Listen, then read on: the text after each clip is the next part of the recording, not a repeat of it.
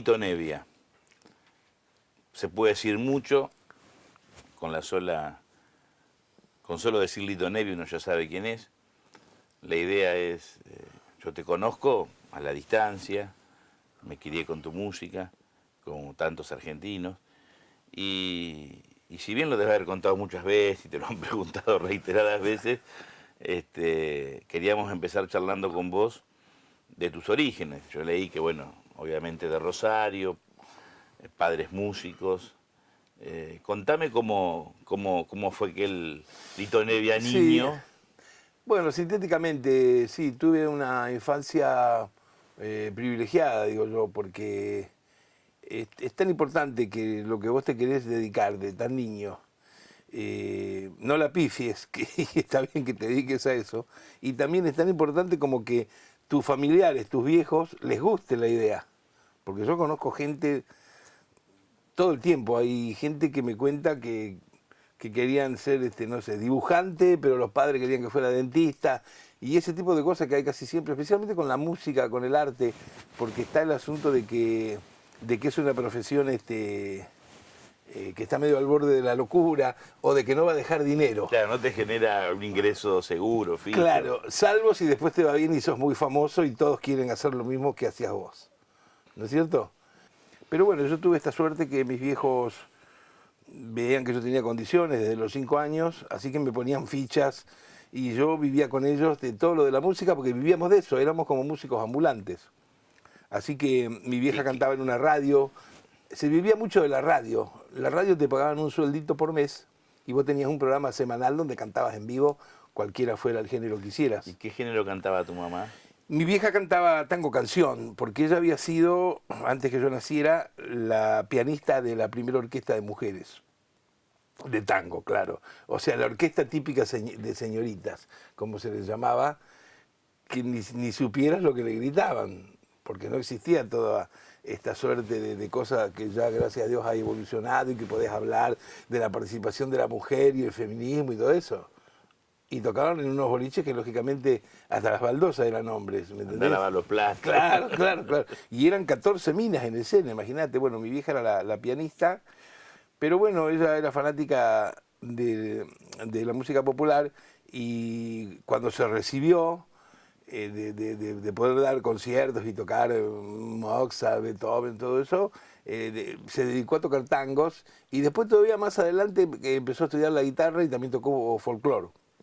Y mi viejo fue el primer cantor melódico que hubo. Cuando digo primer cantor melódico es que en esa época cantar boleros que eran canciones, las que hoy en día muchas son tan conocidas de nuevo por Luis Miguel, algunas las estrenó mi viejo, pero era un material difícil de cantar, porque el tipo que cantaba boleros tenía que tener falsete, voz aguda, había unas armonías con acordes de paso que hacían los requintos mexicanos o cubanos. Entonces, bueno, mi viejo cantaba eso y fue el primer tipo que lo hizo. También participó en algunas orquestas de tango, como la de Miguel Caló y eso, y tuvo su época cantando acá en Radio Belgrano, en Radio El Mundo. Pero bueno, mi viejo después se dedicó a enseñar y no cantó nunca más profesionalmente, digamos, ¿no?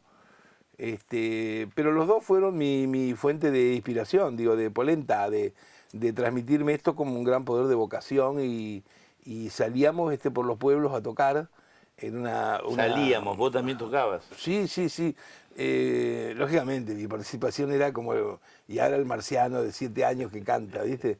Claro, entonces cantaba mi viejo su parte, era una embajada artística, que figuraba con el nombre artístico que usaba mi viejo. Viste que en esa época muchos usaban seudónimos. Entonces, mi viejo, que era Félix Nevia, como yo también soy Félix Nevia, su seudónimo artístico era Félix Ocampo. ¿No es cierto? Bueno, es un buen nombre de bolero, ¿no? Claro. Ocampo. Sí, ese tipo de seudónimos estaban muy en boga en esa época y mi viejo tenía ese, Félix Ocampo. Y bueno, y salíamos con la embajada artística, que era un espectáculo que él lideraba, donde había un poquito de todo. ¿Por qué? Porque los laburos eran en los clubes del interior.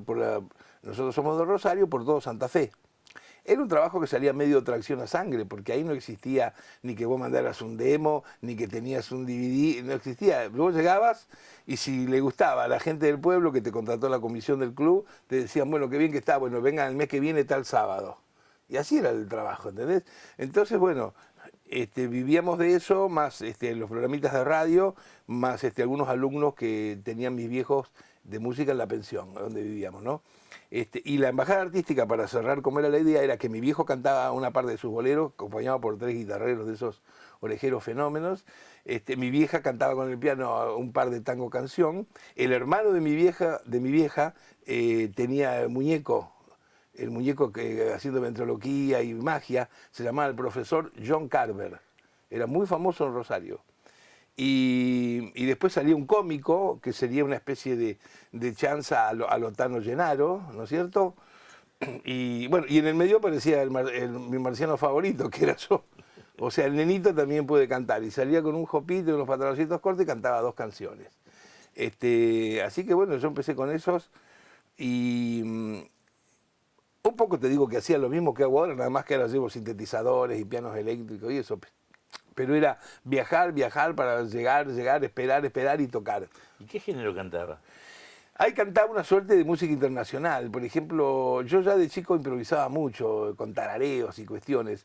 Entonces yo, por ejemplo, te cantaba una canción que cantaba Beniamino Gigli, Parlame de Amore Mariù, cantaba eso, que adoro esa música, ¿no?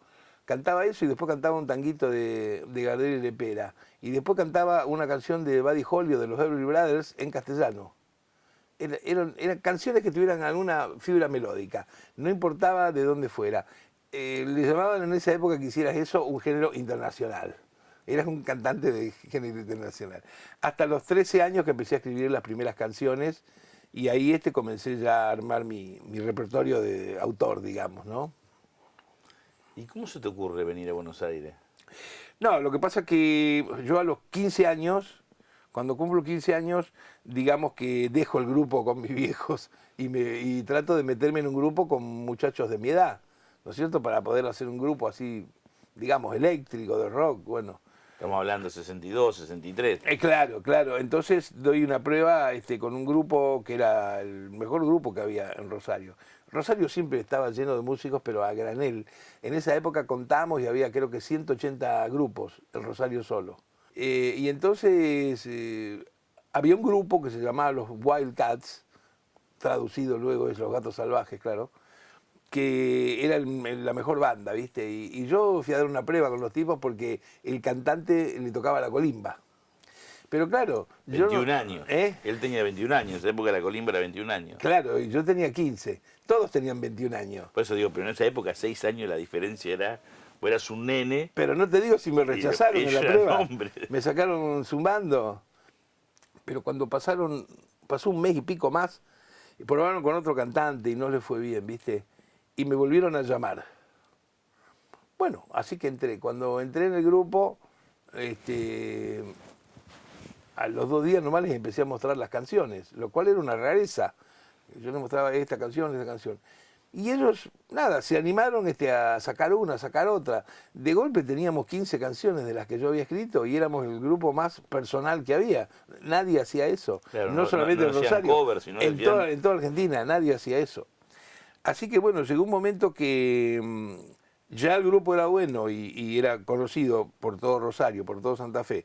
Sumado que yo entro y tenemos repertorio propio y todo, llegó un momento que habíamos tocado en donde no quisieras. Ya era como cuando uno dice, me tengo que ir a otro lado porque ya hice todo acá. Y realmente como sucede, no es exclusivo de Argentina, como sucede en toda América. Si vos te dedicás a la música, si estás en Estados Unidos, te tenés que ir a Los Ángeles o Nueva York. Si sos brasilero, tenés que ir a Río San Pablo. Si sos mexicano, tenés que ir al DF. Y si sos argentino, tenés que venir a Buenos Aires. Así que nos vinimos acá de nuevo a buscar otros horizontes, a dar una prueba. Y tuvimos la suerte que nos dieron unos showcitos para hacer los fines de semana en un programa mítico que había, Escala Musical, que estaba bueno porque siempre estaba buscando bandas nuevas. Así que nos dieron durante un mes, un viernes y sábado. Eso era televisión. No, y 3 shows, porque manejaban también un circuito de bailes. En los clubes. En esa Sí, época, por ¿no? ejemplo, Centro Montañés, Huracán de San Justo, Defensores de Santos Lugares, yo me acuerdo los nombres de todo. Bueno, sí, entonces hacíamos los shows el viernes o el sábado y el domingo al mediodía el programita. El programita donde había un montón de artistas y cada uno cantaba 1 o 2 canciones. Terminamos eso, nos íbamos a la estación de ómnibus y nos tomábamos uno de esos, hablo, no sé cuál era. ¿Entendés? Al otro viernes lo mismo. Yo mientras tanto iba a la escuela.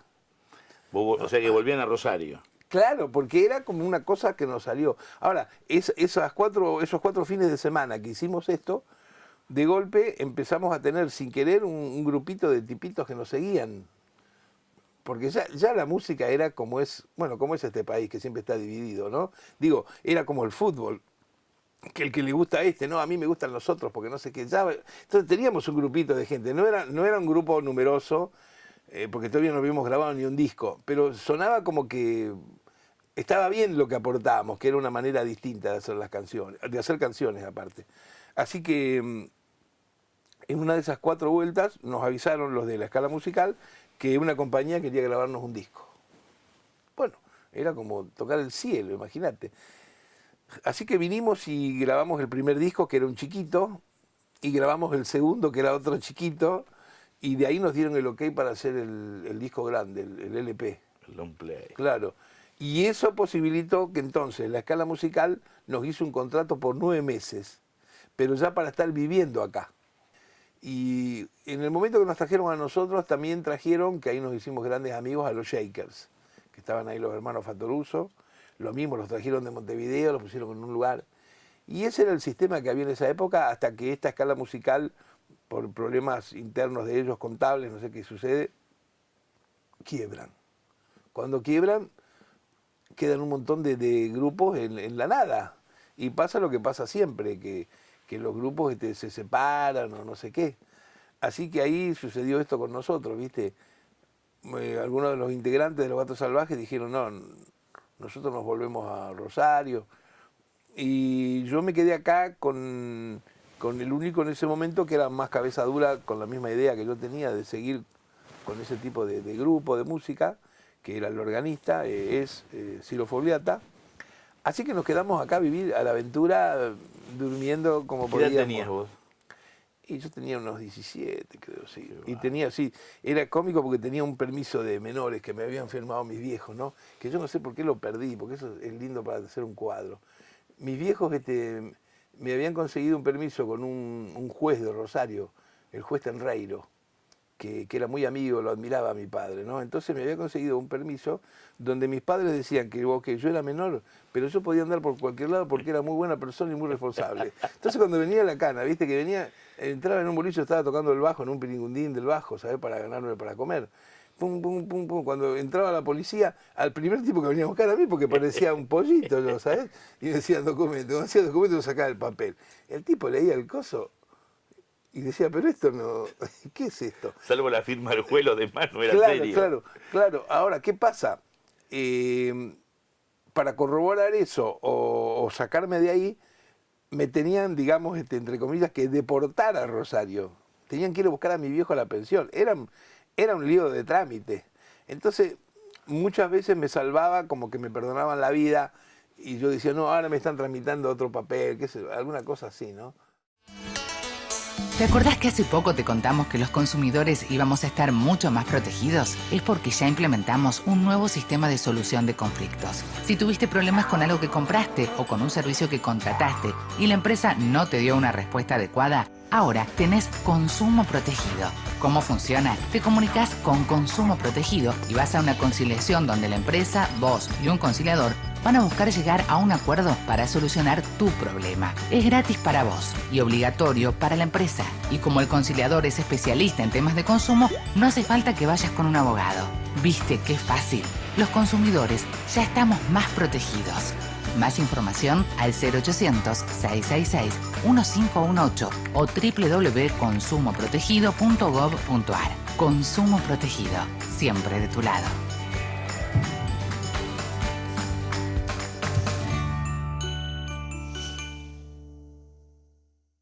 ¿Quiénes deben vacunarse contra la gripe?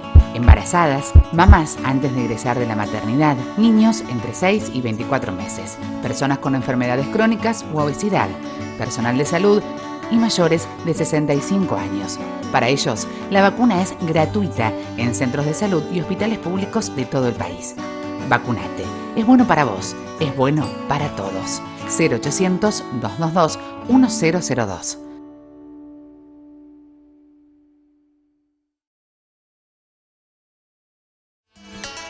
¿Vos cómo eras? ¿Eras tímido? Vos decís, te referías a Ciro como que tenía la misma terquedad tuya respecto a quedarte acá y seguir con la música. Pero tu personalidad, ¿cómo era? Teniendo 17 años, bueno, todas personas grandes. Yo soy muy tímido. No hay que confundirse que después cuando me pongo a hablar de cosas que me apasionan, hablo hasta por los codos y parece que soy hiperlocuaz. Pero soy muy tímido. Y esa timidez en aquellos 17 años 65, 66, llegaba una dictadura, el mundo cambiaba, lo que eran los Beatles, los Rolling, todo lo que pasaba musicalmente y políticamente. ¿Vos cómo te desenvolvías? Porque estabas creciendo artísticamente, ¿cómo te manejabas?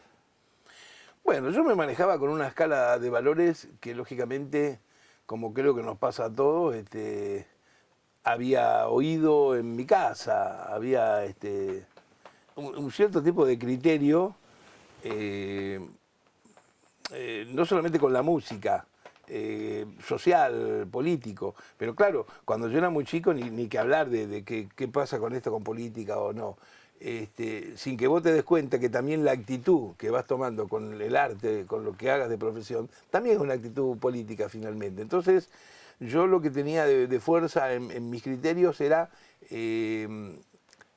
esta cosa que me transmitieron mis viejos de que uno se planta a hacer algo con mucha pasión, con mucha fe, y que ese algo no tiene que ser con la meta exclusiva de que uno tiene que ser famoso, millonario y andar por todo el mundo, pues si no, nadie haría nada, ¿no es cierto?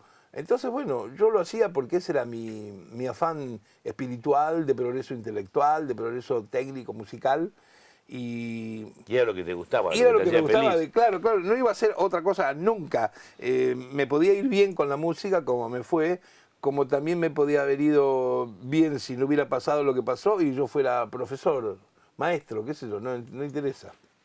No es linda la frase, pero para simplificar, ¿cuándo saltás a la fama? ¿Cuándo te haces, si bien ya todo lo que actuabas y tocabas, empezabas a ser conocido, tenías vos, el grupo, los adeptos, los seguidores, pero ¿cuándo explotás? Bueno, eso ha sido muy precoz todo, ¿no?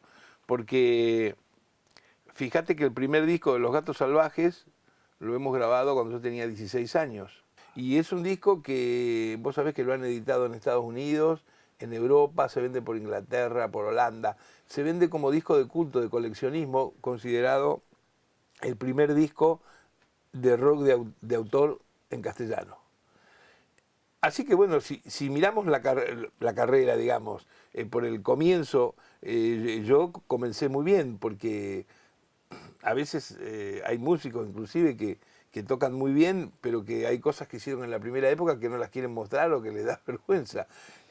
Por supuesto que hay una diferencia en lo que yo toco estos últimos años de lo que hice a los 15 años, pero está muy bien ese disco. Está muy bien. Las letras son de un pibe de 14 años, claro, más pueriles, pero lo que hablo y el sonido que tiene el disco está muy bien, y algunos temas, modestias aparte, suenan mejor que muchas cosas que oímos hoy en día, ¿no?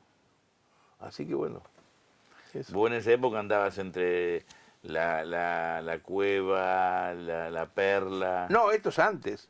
Esto es 2 años anterior. Antes, por supuesto. Cuando nosotros, cuando yo caigo a la Cueva y al final consigo que toquemos ahí con el nuevo grupo que estamos armando, que es Los Gatos, es justamente cuando se termina todo eso que te conté de la escala musical y se desarman Los Gatos Salvajes y nos quedamos con Ciro acá perdidos en la noche en la ciudad.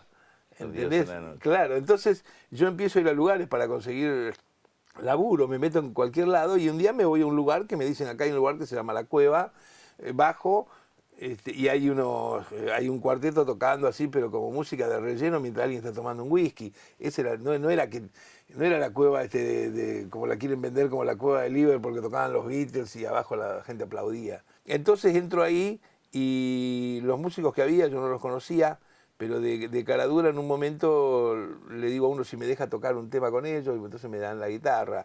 Después en la otra entrada les digo si me dejan tocar un tema al bajo. Entonces bueno, cuando me estoy por ir a la noche el bajista me dice si yo no le haría un cambio de músico. ¿Y cómo es eso? Dice, no, dice, yo dice, la verdad dice que es tan desgastante este trabajo que me quisiera tomar un día, dice, para salir con mi chica. Entonces dice, vos no vendrías los jueves, así yo me tomo los jueves y yo te pago. Yo imagínate que no tenía trabajo en todo el planeta. Tener un trabajo los jueves ya era como una herencia, ¿viste? Sí, sí, le dije, bueno, la cuestión que me fui contento de ahí, después le conté a Ciro y empecé a ir los jueves. Pero ¿qué pasa? Al segundo jueves los otros integrantes me dijeron, decime, pibe, vos no conocés otros músicos, otros tipos, porque nosotros también estamos cansados, nos queremos tomar el jueves. Y digo, sí, digo, yo estoy armando un grupo. Y entonces ahí me lo llevé a Ciro, a Moro, a Kai, a Los Gatos. Y entramos a tocar todos los jueves ahí. Y después que pasaron 2 meses de tantos jueves, a esta banda donde por ejemplo el guitarrista era Ricardo Leu, extraordinario guitarrista hoy en día conocido en todos lados, bueno, esta banda consiguió un trabajo más fructífero que el de La Cueva. Es decir, partamos de una base, cualquier trabajo era más fructífero que La Cueva, ¿no? Entonces consiguió un trabajo que acompañaban a un solista, no me acuerdo quién era, un solista más comercial que tenía más bailes, más posibilidades. Entonces un día me hablaron y me dijeron, mira, nosotros vamos a alargar esto, pero le vamos a hablar al dueño que lo dejamos encomiado de que vos lo haces con tu grupo. Sí, sí. Así que ahí empezamos a tocar toda la semana en La Cueva. Y estuvimos los últimos 8 o 9 meses hasta que La Cueva cerró. Era un lugar muy perseguido, hasta llegaron a poner una bomba, venía la policía, cerraban la calle. Era una cosa que parecía Irak, pero lo tremendo es que no pasaba, pero no nada, ni ginebra tomabas. Y sin embargo el mito era tremendo, ¿no? Por la época. Esa era la historia. No me acuerdo, hace unos años cuando creo que la Rolling Stone hizo todo un trabajo entre los músicos y productores respecto a cuál era el mejor tema de la historia del rock nacional. Ah, sí. Salió La Balsa. Sí, sí. Y tiene que ver con esa época también. Claro, tiene que ver con esa época, pero además también, claro, La Balsa, el mito que es por el éxito que tuvo en cuanto a ventas, ¿viste? Es una canción que en ese momento vendió cerca de 300.000 singles y hasta hoy en día es una canción que la han grabado, hay 200 versiones en el mundo de la canción, la siguen tocando bandas nuevas y se deben haber vendido, qué sé yo, 5 millones de discos. Entonces quedó marcado como que es, de alguna manera, la canción que dio el puntapié inicial para que se reconozca el rock argentino y también posibilitó que pudieran salir otra cantidad de grupos y músicos bárbaros con otro estilo, como fue que al año y pico salió Almendra, salió Manal y todo eso.